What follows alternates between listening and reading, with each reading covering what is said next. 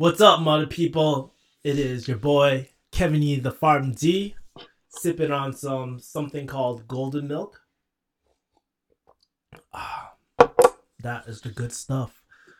But basically, I am answering my inbox questions. I thought it would be good to just focus on questions in my inbox and Q&As since I get emails and stuff, and I just want to answer your questions. And so I'll do a Q&A at the end. And I'm just gonna say hi. Audio is echoey. Thank you, man. Let me try to fix that really quick.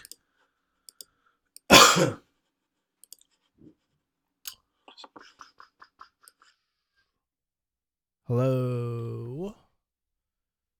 I only think I have one. Let me see where my. Nope, that's good. Echoey.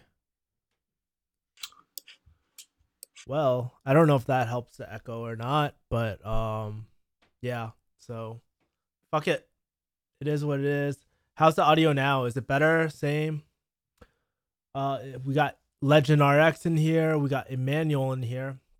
Yeah, I just want to start a little earlier just so I can get out a little earlier. I really want to go to the gym and stuff. Thanks, man. Cool. We Gucci. We Gucci, man. That's right. Dude, I've been having so many technical difficulties. Anyways, wow, we got tons of people. Justin, Billy, my shrimp, Masood. Today I'm going to be answering a Mudda question from my email list or from my email. Let me just open it up really quick. Cool.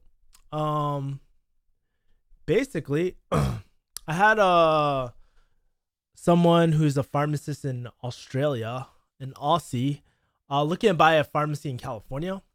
He didn't know where to start, so he wanted to ask me a few questions, and I just want to keep in mind. I just want you to keep in mind. I've never bought a or owned like my personal pharmacy.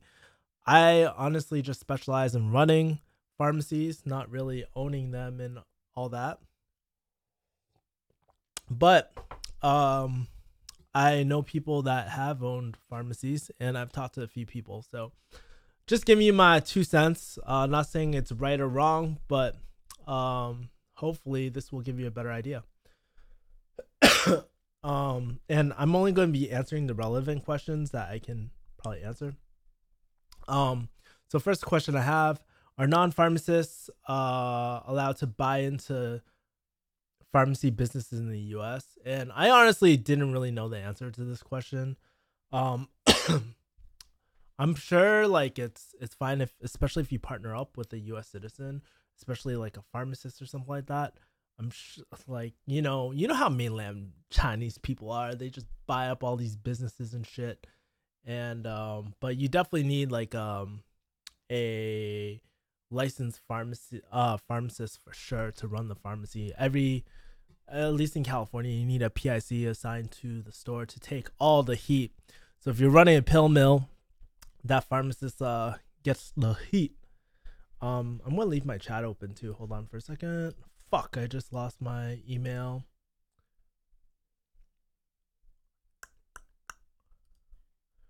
I'm pretty hyped up for like being on a long shift, man. um okay. So second question was like, when you work out a net profit for a pharmacy business, is it usually after owner slash manager wages, or do they usually assume pharmacist wages are included in net profit? So typically, I mean, this is like a business question. Typically, when you're looking at like net profit and all that, that's after all the expenses in the pharmacy taken out. Um, there's so many freaking costs to a pharmacy. I don't think people realize all the costs associated with a pharmacy. Obviously, you got your inventory, which honestly, at my pharmacy, like a small pharmacy, I probably have about anywhere from 150 to 200K sitting on my shelf all the time. You know, that's for patient satisfaction, getting like That's just to me like and I don't even have a huge selection.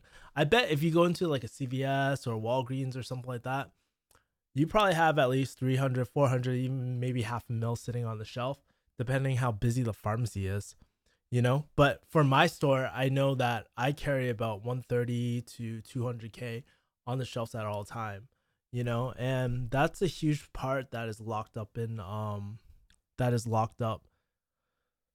There's also a lot of insurance fees and stuff too. So if you're dealing with stuff like Medicare or getting dinged with DIR fees, if you don't know what DIR fees are, they're a huge killer for independent pharmacies, honestly.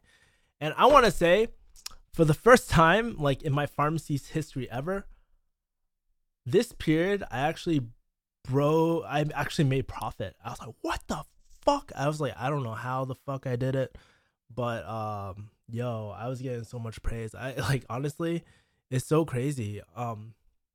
It's so crazy these days. A lot of the strategy for a pharmacy is to open up like five five five pharmacies, five separate pharmacies, right? And honestly, you want to get acquired by a big chain like Walgreens or CVS. And from like I forgot who told me, maybe it was like a venture capitalist or something like that. But he was telling me that the reason why Walgreens is very similar to McDonald's, they make their money off real estate, not the actual pharmacy itself, which makes sense because I look at the I look at the like my profit loss like statement all the time in the pharmacy, and I'm like, damn, how the fuck do we stay afloat, you know? And we have stuff like MTM and all that sort of stuff, but honestly, it's not enough to keep it afloat.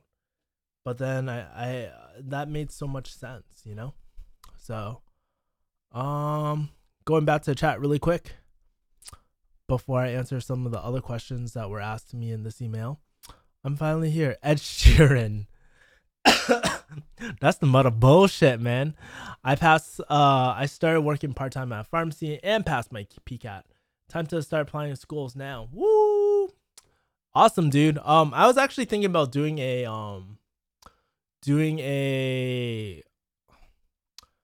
application like applying to pharmacy school series. So if anybody right now is actually applying to school, let me know and maybe we can do a collaboration about you applying at school and stuff like that, and it would be really cool. I wanted to start this YouTube series on it, you know, because I think it'd be very helpful for you guys. Justin says that Hello Kitty cup. Shane says hi there, but I got update about my life. Audio lag. Kevin never talked about his own future pharmacy stream in the last stream, right? Nah, man. I don't like personally. I don't think I would ever own a pharmacy.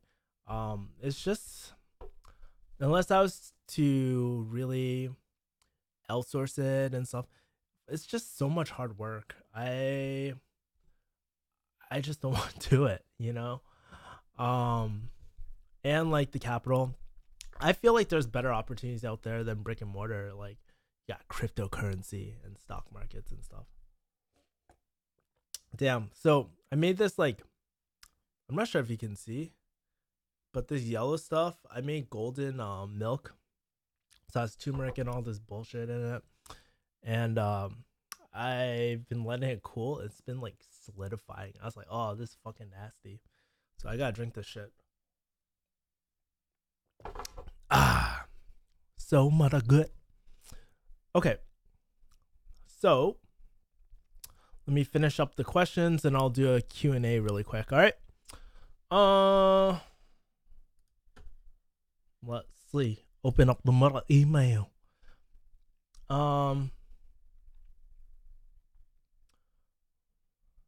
Any tips on finding the right pharmacy with good cash flow and stable staff working out a fair price for it?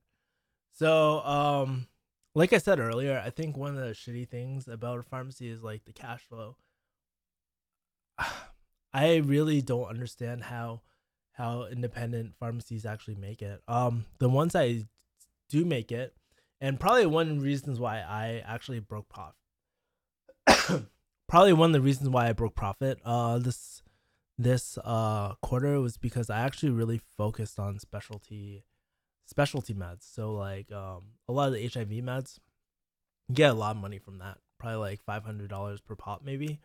And so I was just really focusing on my HIV population and all that. So it's really important to pick a niche. Some people choose compounding, some people choose, HIV, diabetes, those specific disease states that are those are the really profitable ones. And you'll see specialty as well. So a lot of the injectables, like rheumatoid arthritis injectables, um, basically all the monoclonal antibodies, those have a huge margin on them. But yeah, but like I said, like I think the tip for finding a right pharmacy, or if you want to, I guess, make it, is open 5 to 10 pharmacies, call it a chain, and then hope to get acquired by a CVS, Rite Aid, or whatever, by a bigger pharmacy chain. And I think like right now it's actually really a tough time if you want to just open up like a kind of like a general pharmacy, like, because how much money are you going to get off fucking lisinopril? Not enough to cover it. I was actually reading a article about not Northern California, but like more like Ventura County and stuff. So that's a little above LA. But basically what happened was that Gold Coast, the third party who handles all the Medi-Cal claims, or California Medicaid for y'all that aren't here, actually cut reimbursement like crazy, like fucking slashed it. And now all these independent pharmacies are like, fuck, we're so fucked now. And they're actually shutting down. And I think that's a really hard thing, like right now, if you're relying on just dispensing, you are going to fail. One of the reasons why people focus so much on MTM and all these clinical services is because it's shifting from a sort of dispensing role, right, where you have to deal with inventory and stuff, to a consulting role where there's no inventory and there's higher margin on the services, right? And so yeah, I think like if you're just gonna do like regular pharmacy, you're bound to fail. You have to pick a specialty and you have to offer those clinical services, and a lot of those include immunization, stuff like that. And if you focus on a particular population like diabetes, you can upsell so many different vaccines. You can upsell Pneumovax, Hep B. Like there's so many different types of vaccines that you can offer, and it just that's I mean that's one of the ways that I make money, is because I don't force vaccines on people, but I let people know all the different opportunities that we can to for their health and stuff. And sometimes like things like appointment based modeling and stuff, which is honestly in my eyes a huge game changer, because I talked about it in a video that I'm going to release later this week in collaboration with like Find Your Script. But basically it shifts the idea from the pharmacist chilling back and shit to the pharmacist as the QB, because we have all the information. We know their personal life. We know so much. It's very empowering. It gets away from that dispensing role, like like fill this, to a more empowering role where us as pharmacists, we are the point of care. We are the center of everything.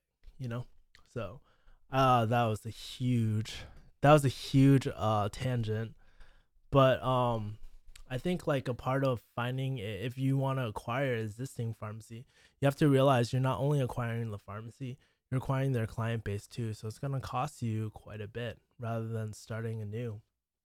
It's really important to start with doctor relationships, because they're going to be your referrals, right? um I think that's a huge thing. It's one of the hardest things is getting those referrals. And I think one easy way is, target new doctor offices because they don't know anyone either. And you can make a good relationship just by introducing yourself, sending a gift basket, just welcoming them to the area and just offering to help them out, help them with any sort of problems. That's one of the ways I increase my scripts every single year because I do a lot of research, or I'm pretty aware of like the scripts I receive in the pharmacy. So if I see a new doctor in the area, I'll go out and I'll introduce myself and I'll just let them know what's up, and just ask them how they're doing, if they're having any problems. Cause it's hard, it's really hard setting up a new business, especially if you're in this field, urgent care, there's always urgent cares and stuff like popping up. And so you really have to look for those opportunities. But if you're, like I said, I think it's really important though to, even though urgent cares are good initially, you really want to focus on the bigger wins. Like, so diabetes specialists, or like I said, HIV is so damn popular. And that's one of the areas that you should look at, like I think like areas like West Hollywood where there's a lot of like homosexuals and stuff. Those are really golden areas for HIV, right? But how about diabetes populations? Where are these people located? And that's an important factor as well. And I think the 3Ds, I think it's called the 3Ds. Luxurious as you want. Honestly, I don't see myself flossing that much. I think one of the coolest parts about pharmacy though is that I can invest more than I could before. So like I take a lot of, not pride, but I think it's fun really growing your portfolio. So I first started only with index funds and stuff, and then I started playing with stocks, and then I'm still learning stocks, right? And then I'm playing with like crypto now, and it grows more and more and more. And I'm like, oh damn, this is really cool because I'm starting to really diversify my portfolio. Do you know any independents that are profitable? If so, how many scripts per day? How long did it take? I would probably. It's not the script. Oh, I'll tell you this, right? So my pharmacy actually filled less scripts this year, but we're more profitable, right? So the question is, how much are you getting out of that one script? What kind of scripts are you selling? A lot of us just think about filling scripts. Great. Volume this is a volume type of business, right? But at the same time, we want to make sure that we're getting quality scripts, because if we're filling hydrochlorothiazides all day, we're not really making a huge profit. Literally, I could fill one Truvada prescription and that would cover like a whole day's worth of fucking hydrochlorothiazide.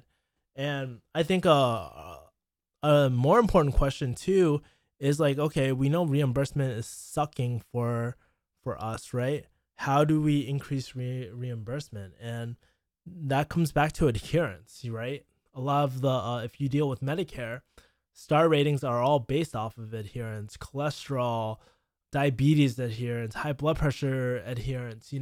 Those are all the things that are really, that's like community pharmacy 2.0, as I called in my other video.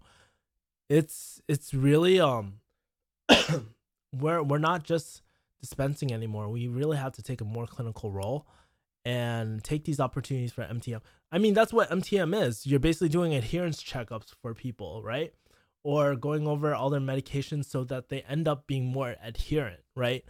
Yeah, so that's but my friend does own a pharmacy. She is starting up. So as soon as she starts up, I want to do an interview with her. You have seen her on my channel.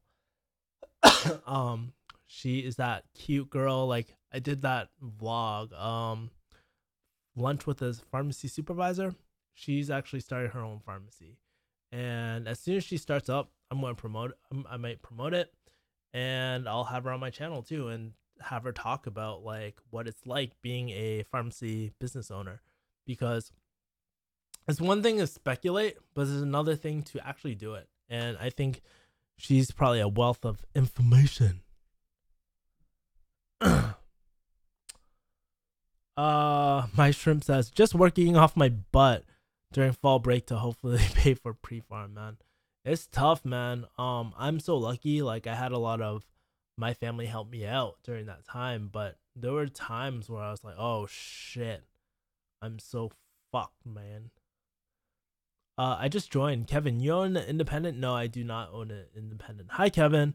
Ying Jin. I was supposed to say Jing Yin. Hi, Kevin. You look like you lost lots of weight. Are you on keto or I am fasting or intermittent fasting? Sorry. Yes, I'm on both actually, but I actually lost a lot of my weight through influenza, so I'm actually slowly gaining it back. But I'm changing a few I'm tweaking a few things, like so I'm no longer on strongless 5x5 anymore. I switched back to 531 powerlifting. I'm doing only jujitsu right now, and I'm doing like yoga twice a week too. So I want a more balanced lifestyle, and I do walks and like hikes and stuff too when I can. So, but how much does it cost to buy a independent pharmacy though? I don't really know. Have you worked with any online pharmacy grads? Are they getting a bad performance reputation? Um, I can't really say about online pharmacy grads because I know about new schools and stuff. With the new schools, like since they're new programs, a lot of people shit on them, man. I feel so bad for those students because like it's not the students' fault, it's the school's fault. Well, it's not the school's fault either. But when you're starting a new program, obviously the quality of students isn't going to be that high compared to this established school like USC or something like that. You know what I mean? Their program, like when you're a new school, their program's brand new, so a lot of people get shitted on. But I never worked with online online pharmacy grad, and they actually pay some pharmacists to recruit other pharmacies. So I was like, what the heck? Nah, man, not about that life. Do you do YouTube lives on pharmacy questions now? I started to because Q&As are cool, but how many freaking Q&As am I gonna do? And plus, like, for the people rewatching my stream, I think it's more interesting just to have a set topic and then do a Q&A at the end. You know what I mean? Where I get to interact with you guys. Everybody wins, you know? So they don't have to watch all the muddle bullshit. I like when you say you know at the end of your sentence. Sounds cute and sexy. Palabra full. That's how I get the girls in the highness. Just kidding. Volunteer to deliver direct nursing homes, easy money. Yeah, that's actually a very good point too. That's one thing I like to combine with my appointment based modeling. So what it is aggregating all their prescriptions together, and so they pick it up for one order. And actually do what you're mentioning actually is delivering bulk medications. You want to get the most bang for your buck.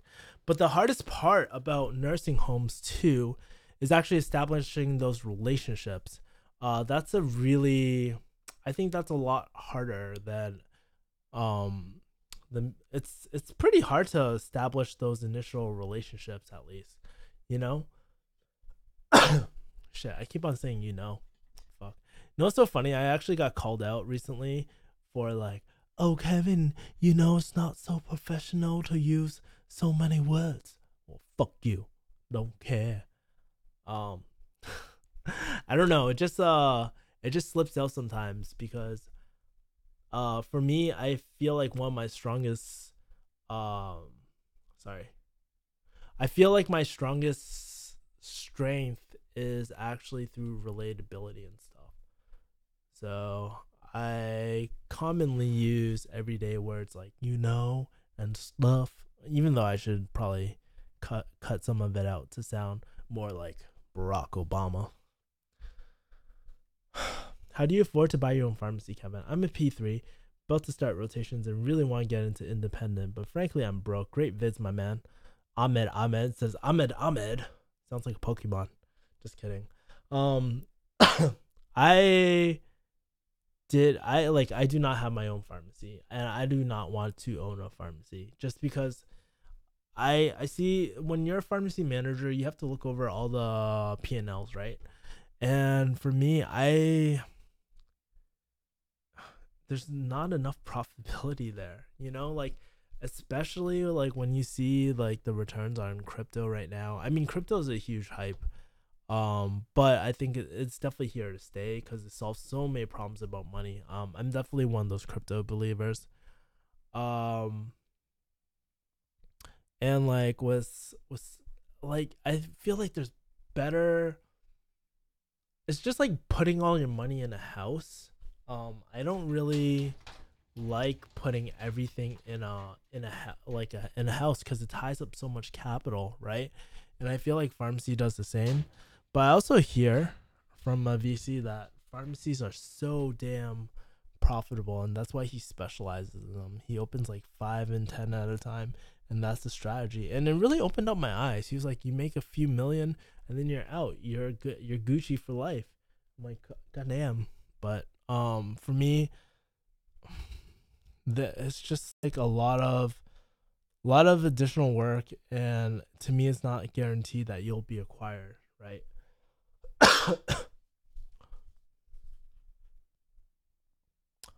uh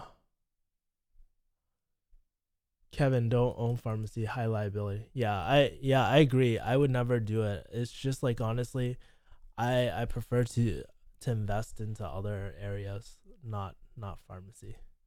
And plus you're dealing with like, okay, board of pharmacy, a lot of regulatory.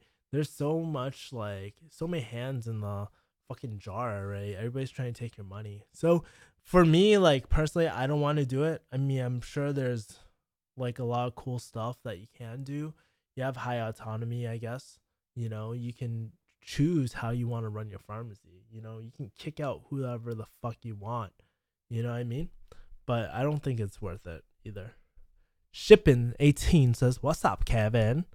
How do you find out about entrepreneurship? How did you find out your entrepreneurship was your passion and not pharmacy?"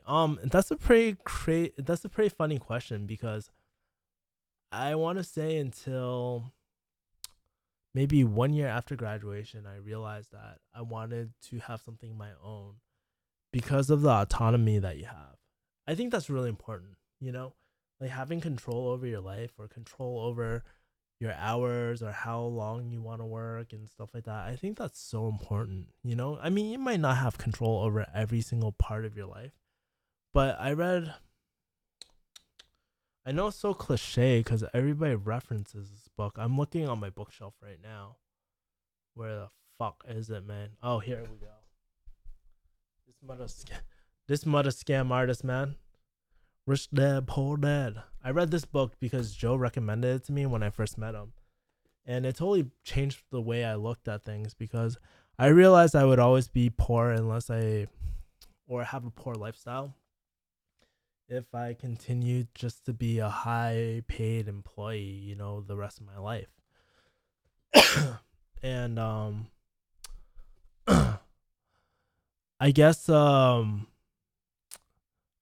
that's one of my realizations, and I was like, I want to live a rich life. I want to get the mother good deal because you can do a lot of business write-offs through this book.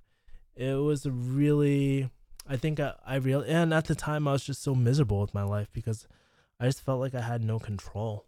You know, everybody knows how those moments feel where you just like you're living day by day, but you're not really living. You know what I mean? You're just paying your bills, and that's it.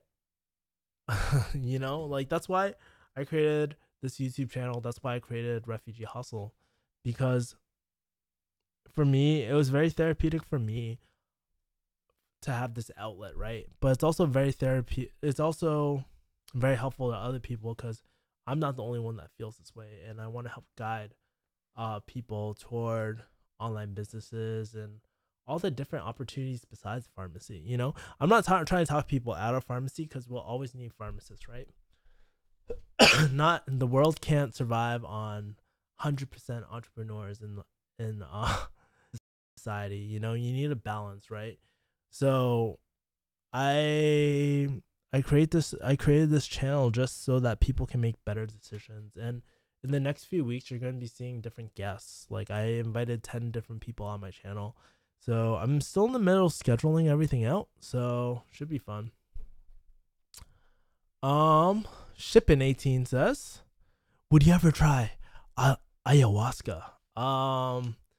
That I've heard really crazy things about it. Like, yeah, it's a hallucinogen. People go to the witch doctors and shit, and then you throw up violently and shit. I don't know. I think there's other things like LSD and stuff like that. That would probably give really cool realizations too, or just like smoking DMT or something like that. But I'm not really into drugs, in general, because fuck it. I mean, I just never, like, when you're buying drugs like off the street, there's no quality assurance. You don't know if that's what you're actually getting. Sometimes they lace shit into the drugs, you know? You never know. So, any thought about pharmacists working on pharmaceuticals, their pay scale, says Masood. I heard they get paid fucking well. I don't really know what to say about that because I should probably reach out to my friend who actually works in the industry, and maybe he can give a lot more insight, but I don't really know. So, Butter and Jams, what are your thoughts on expired medicine? Curious about it. I don't like, if it's doxycycline, stuff like that, obviously do not take it. But I mean, in general, like, most medication is pretty stable after. I mean, they give it to third world countries. That's what they usually do, or give it free clinics, right? So those are my thoughts. Stellero says, "Hey man, just want to say thanks for your videos. I have my last ever pharmacy exam tomorrow morning." Hold up. Awesome, man. Started internship in a month, and your advice has helped me a lot. That means a lot to me, Stellero. Stella Sladero. I just fucked up your name. Sorry about that. But, you know, it's pretty crazy how, you know, I started this channel maybe in 2014, and, you know, even though it has a slow growth, it's really rewarding for me to watch you guys, like, go from, oh, I'm just interested into pharmacy, to actually becoming a pharmacist and becoming one of my colleagues, you know? It feels really amazing, you know, and rewarding, and I think that's one of the reasons why Clorox Bleach says, "Hi, I'm back." John, hey, what up, Kev boy? Nice hair, dude. Pharmacists are going to be automated in the future. John says, "I doubt it." Sladero says, "We already have robots in New Zealand, but the law requires the pharmacist to check stuff off. The machines are just an extra security step for patients." Yeah, I think a lot of the physical, that's why I'm saying, like, a lot of the physical type of stuff, like, we can't stay in dispensing, otherwise we are going to get automated. You're 100% right. Because no one's going to pay fucking somebody 6 figures just to fill fucking medication, you know? I'm sorry, like, I would not do that. Like, I wouldn't do that, you know? So we really have to evolve as, like, adherence experts and stuff. Sorry, adherence experts. Gotta stop saying and stuff. Fuck. Just like needs for accountants once Intuit QuickBook came out. But here's the thing, Clorox Bleach too. Your point about accountants and stuff. Fuck, I keep on saying and stuff. And I keep on saying too. There is a need for specialists though. There is the cookie cutter solution that will be good for a lot of different people. but there's always more complicated questions. Nothing is ever that simple too. And there's something that's very comforting about talking to another human being where like about a problem that you're having. Let's say if the IRS is after me, right? Because I didn't pay my taxes or I fucked up my taxes, right? I'm not gonna go to QuickBooks to fucking try to solve my problems. I would want somebody who's experienced and someone who I could talk to, right? And that's how pharmacy is. Like, let's say you just got diagnosed with cancer, right?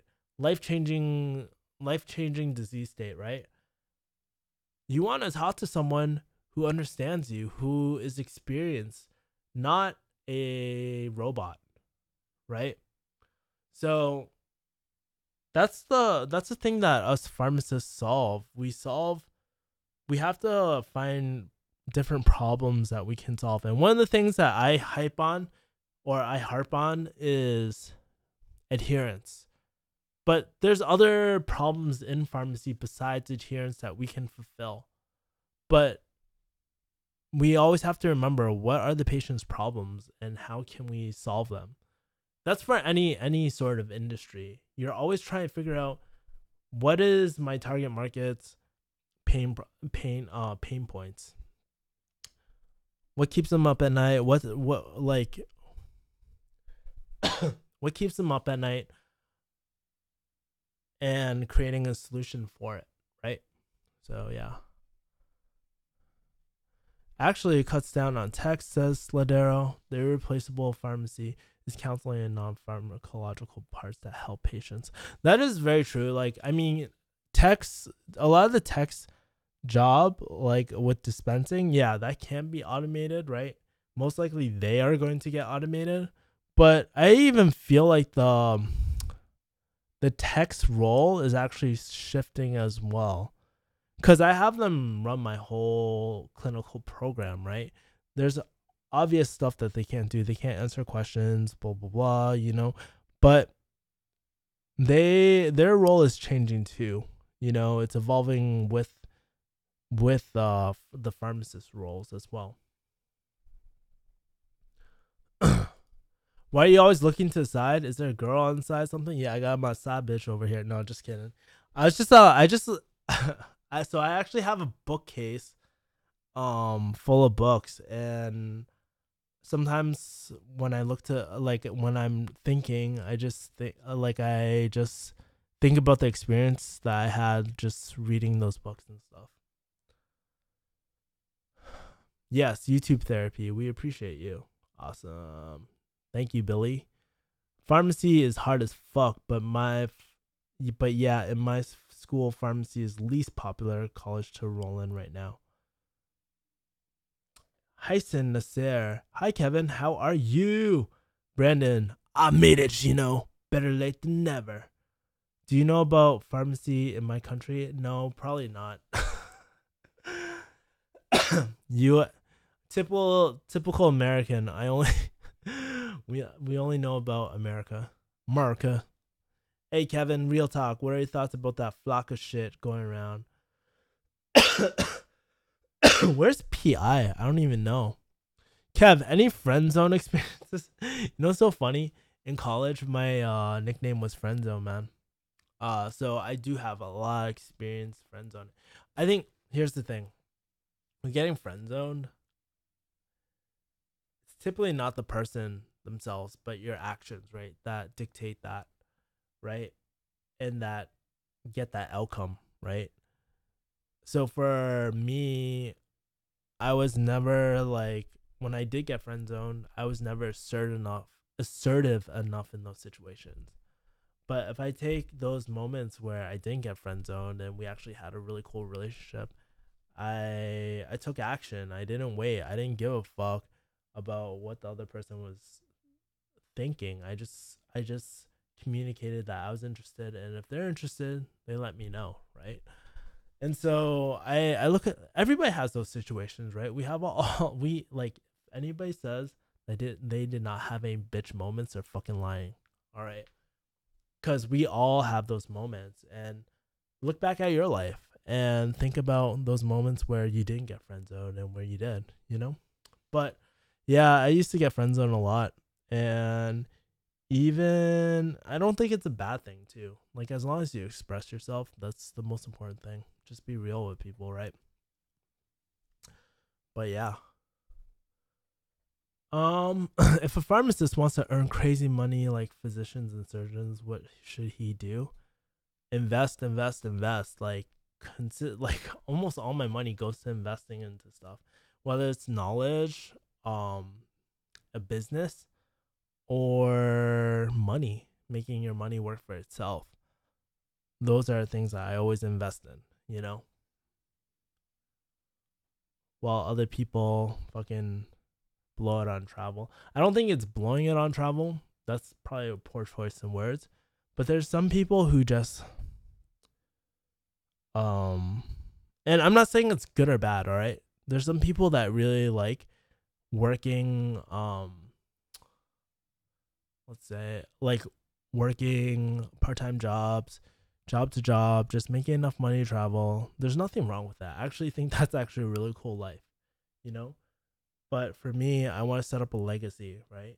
And so for me, I want to take advantage of this time where pharmacy does pay a lot and take all this money and invest it into different investment vehicles, right? Different ones. So even though cryptocurrency is hot, I'm not going to take all my money and invest into crypto. Or I'm not going to take all my money and invest it just in stocks. Because remember what I said. Um, Multiple streams of income is gold, you know? That's really important. Like when and to me that's true wealth, you know? So invest, man. What made you go from engineer to pharmacy?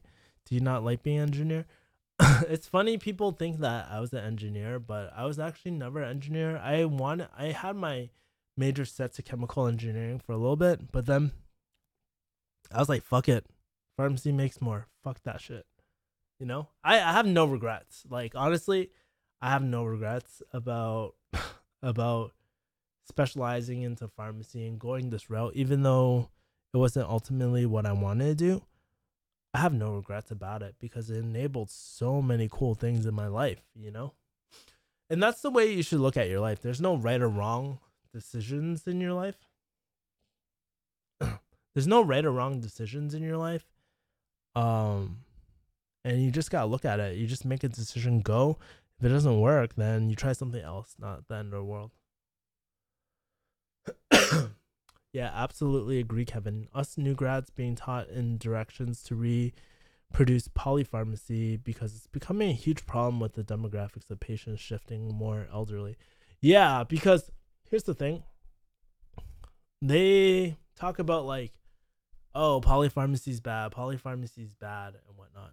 So how do you reduce it? We all know the problems of polypharmacy, but our patients, they want to save money on their medications and stuff. So what can you do? And I think part of it is actually trust with the pharmacist, knowing that you're doing your best to help reduce their costs. Or let's say they have expensive ass medication. Well, us as a pharmacist, we can always offer a change that's something cheaper on their formulary, or switch to medications, or offer or let them know about copay assist. For all my Truvada patients or AAA or any HIV Gilead medications, I always tell them about the copay assist card and they sign up for it online and they thank me later because I just saved them $40 per month, you know? That type of service, they'll keep on coming back to you because you're a trusted advisor. They don't care. Like, yeah, they might, in short term, they might save like 10 $15 like on their some medications, right? But in the long term, I'm saving them a lot more because I'm offering them a much better service, right? And that's one of the ways that we can decrease polypharmacies by building a really good trust with our patients. You know, it's hard.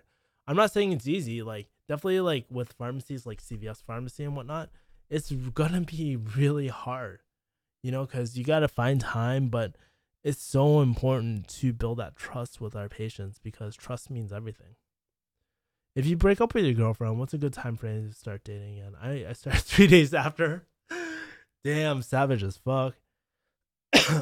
Honestly, there's no right or wrong answer, Durka. Like, honestly, there's nothing wrong dating 3 days after, The only thing is that she might think you're a fucking savage, But maybe you want that. No, I'm just fucking with you. Like, honestly, it's fine. Like, you choose. It's like a choose your own adventure book, right? There's no right or wrong and stuff. And if you think 3 days is fine, 3 days is fine, man. Don't stress. um, I can't remember. It was about a song or something. I forgot. What do you know about Swosu, Kevin? I don't know shit about that. Let me just Google that.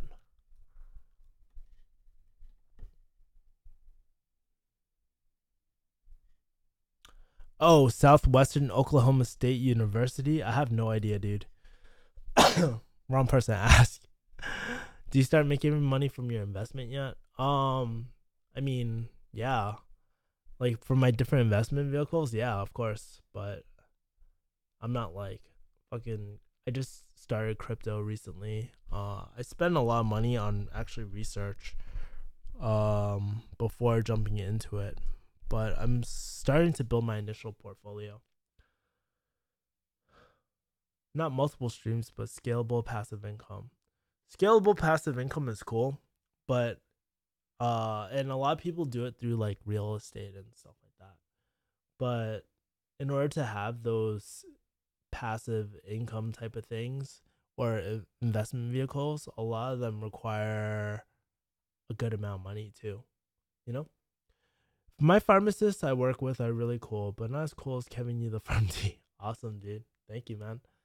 Kevin, which medications do the IG models get at your pharmacy take? Which medications do IG models at your pharmacy take? Well, I'm sure you can guess, you know.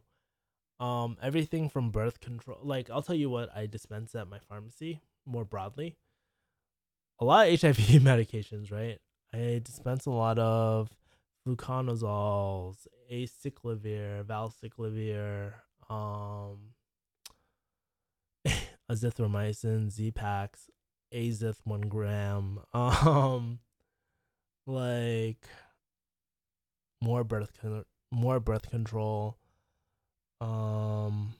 What else do I give? I give a lot of different things out, but a lot of those models that you're referring to, Adderall, stuff like that. You know what I mean? Like just basic stuff, you know? Kevin must not be in business class internet still. Stream offline. What a cheapo, Jason. What a cheap Jason.